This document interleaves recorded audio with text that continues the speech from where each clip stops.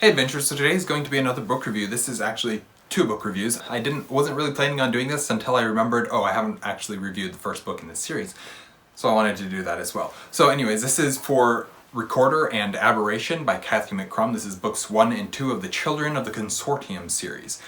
These are sci-fi books, as you can tell from the covers. They're clearly sci-fi books. They're futuristic, they're space books. They are They are YA, and they're Christian fiction. I'm not really going to get into what Christian fiction means in this video. That's a topic for another video that I am planning on doing at some point in time.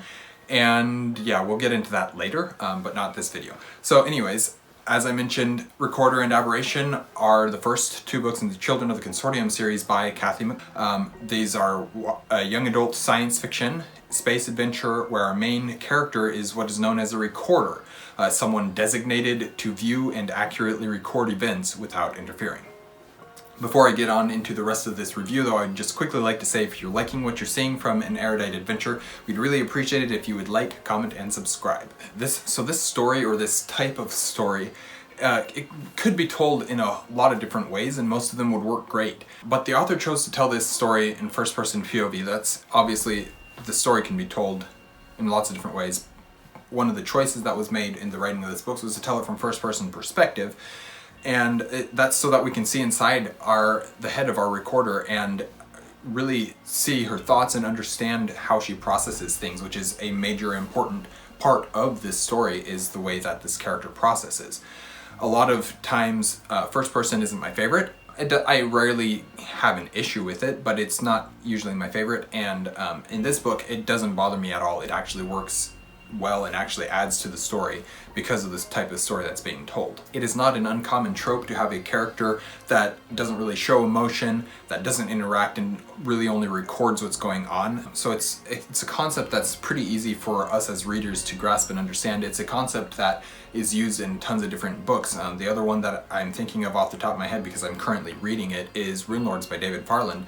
The days in that book are basically the same thing as recorders, and they're just there to document. They're not there to interact, they're not there to interfere, they're just recording. And I love the concept, and I love the idea of it. It's kind of strange, it's kind of terrifying, and the implications of it are kind of scary in many ways, but I like the concept of it, especially in a sci-fi world. I actually really like it in the fantasy world of Rune Lords as well. But I do like it in this sci-fi world. I think it works really good. What makes this series different, though, from other series that have that type of recorder type character, is that we are actually following a recorder in this book. That's obviously, the first book is titled Recorder. And more than just following the character, we are actually inside the character's head, due to that first-person perspective. But beyond that, beyond just that we're following this type of character, we're inside this character's head, beyond those two things, due to earlier circumstances in book 1, our recorder is forced to see things and view the world differently than she has for the rest of her life as a recorder. And it's due to those circumstances, we're forced to see things differently than she ever has before and approach challenges with a different mindset than she's used to, which just makes the book, I mean, obviously that's where the story becomes a story and not just a concept. That's about as far as I'm planning to go with that, meaning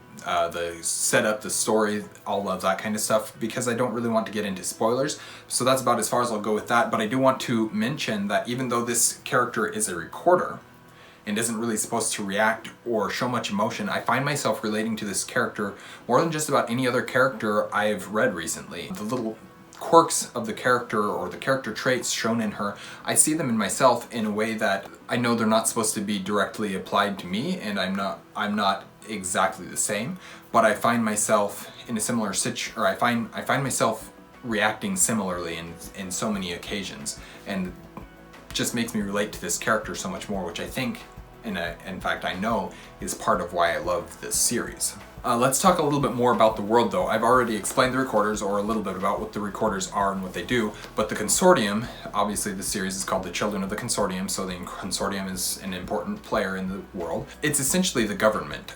It watches over everything, it controls the release of information, it enforces the law, etc.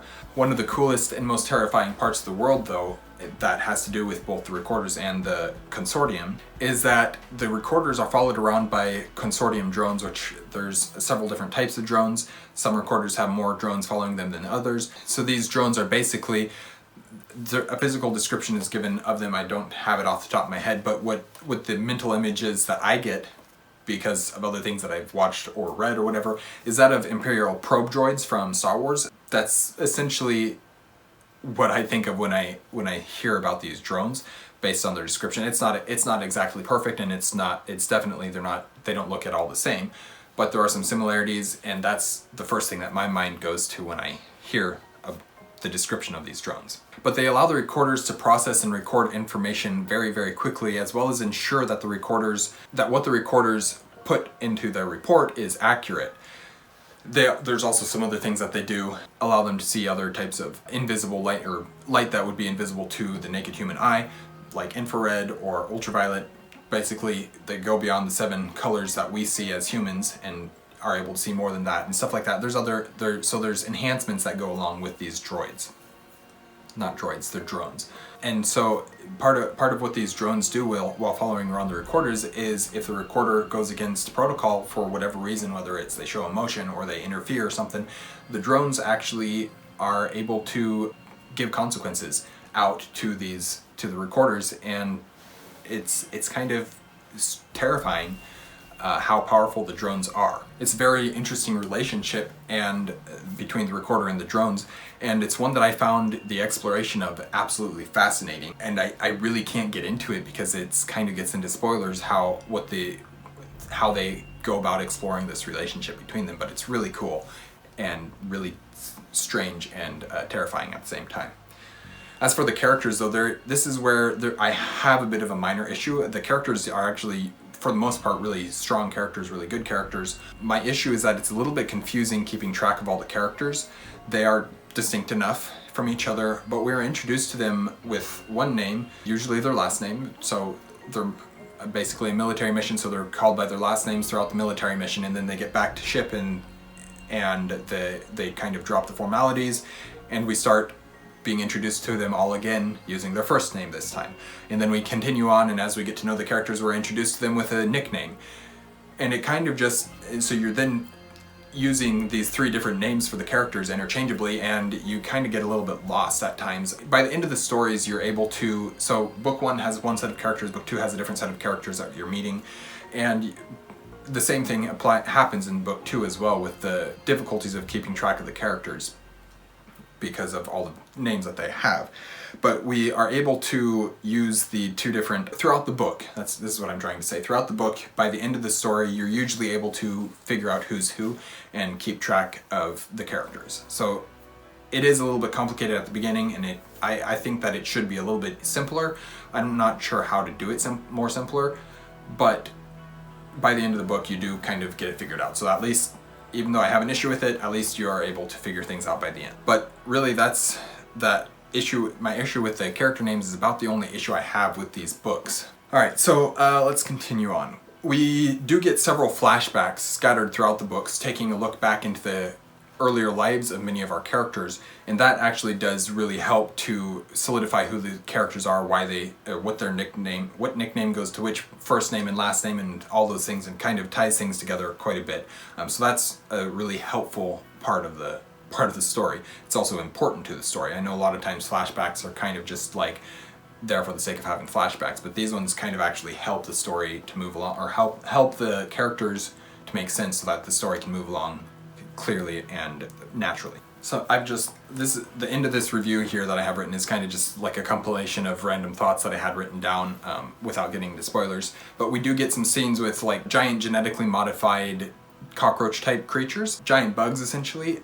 And giant bugs, although nasty, and I really don't like them and would not want to meet them in real life, they're a great addition to a story for the obstacle and the challenge that they provide. It's the same thing with Shelob, the giant spider in Lord of the Rings, or the giant spiders in Harry Potter, or anytime you have these giant bugs of some sort, it's like nasty and I hate it, but I also love it. So Yeah, there's a lot of little concepts and ideas played with that really add to the book for me, and that make me relate so much more to all the characters. Things like individuality, which is really explored in book 2 a lot more, or the struggle of social interactions, especially when you haven't been trained or taught how to do them. As a homeschooler, and this is kind of feeding into the stereotype, which obviously is a stereotype for a reason, but it's also not always true. The stereotype more comes from the introverted and heavily sheltered homeschoolers.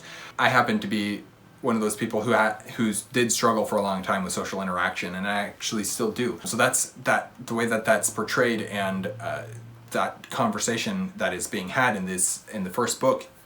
I really relate to that for a lot of reasons because I have dealt with that for myself. There's so many other little things like that though, and there's a couple of quotes that I wrote down that do actually, I have one from Recorder and one from Aberration that kind of touch a little bit on these littler ideas or concepts or themes or whatever that are being played with. And I wanted to bring them out because I loved the quotes and they were important, and they aren't actually very spoilery. So that's good. I'm able to use them. So the first one I have is from Recorder, and that is, "Being unnoticed was both disappointing and reassuring, and my contradictory emotions irritated me." I'm not going to go into it, and I don't have the context for them. For you, I'm not going to give you the context for these quotes, but I understand, like, I relate to that quote so much. And then this is one that I think a lot of readers will relate to. "The black ink on the pages was so plain, so simple, so ordinary. Nothing at all like the glories of invisible light.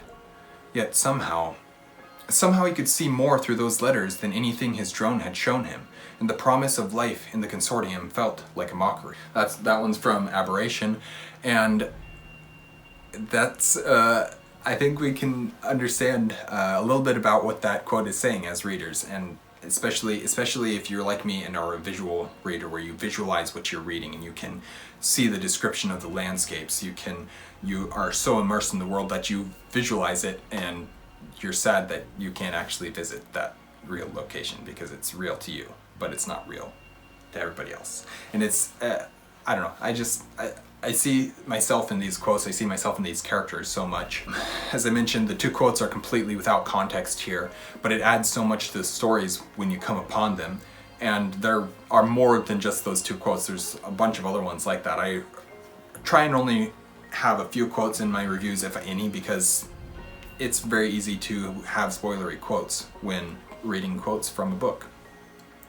Overall, these books are really not written for me. I'm not the target audience that they are written for, nor are they the types of books that I would usually gravitate towards or read. I'm not the biggest sci-fi reader, not because I don't want to be, but because I just haven't. I'm not the biggest YA reader anymore, and I'm not the biggest contemporary or Christian fiction reader, not because I think Christian fiction is bad, but because most of it doesn't appeal to me. Even though I'm a Christian, even though I like storytelling, my issue with Christian fiction is a lot of times it is the stereotypical romance, Christian romance, and that I don't care about. There's reasons like these books in a lot of ways shouldn't work for me, but then again, in a lot of ways they do work perfectly for me because they are the takes on those things that I don't usually read, but are done in the way that I like them. So even though I wouldn't usually gravitate towards these, I did end up loving these books. Are they perfect? No. But they work for me in ways that so many other books don't, and I really love that about them. I was absolutely drawn to these books because of the covers. I mean, I saw the cover for Recorder first, and I was like, that's gorgeous. And so I actually bought the book for Kate, and she bought the same book for me for Christmas one year, and so we both gave each other the same book, which is great because I wanted to read it and she wanted to read it, and we both ended up loving it. So, but then Aberration came out, and that cover, I mean, I thought the first cover was nice, and then the second one comes out in the blue and the green and the purple, just the way that they're painted together, the way that they're, my brain is not working, but the way that the colors work together on the cover, just absolutely striking. And I did want to read these books because of the cover, and there's a reason why book covers are important, and everybody says don't judge a book by its cover, but so many of us as readers understand that it's oftentimes the cover that gets you interested in reading the book. And yeah, you shouldn't judge the book by the cover, you should judge the book by what's inside the cover. But it's okay to judge if you want to read a book based on the cover. So, I don't know. A good cover can go a long ways to making you enjoy a book. It's the unfortunate truth in many ways. But anyways, that's a lot of anyways that have been said there. I will wrap this up now. Thank you guys for watching an Erudite Adventure. We post videos every Monday and Thursday and have our social medias linked in the description down below. We will see you guys again soon. Stay warm.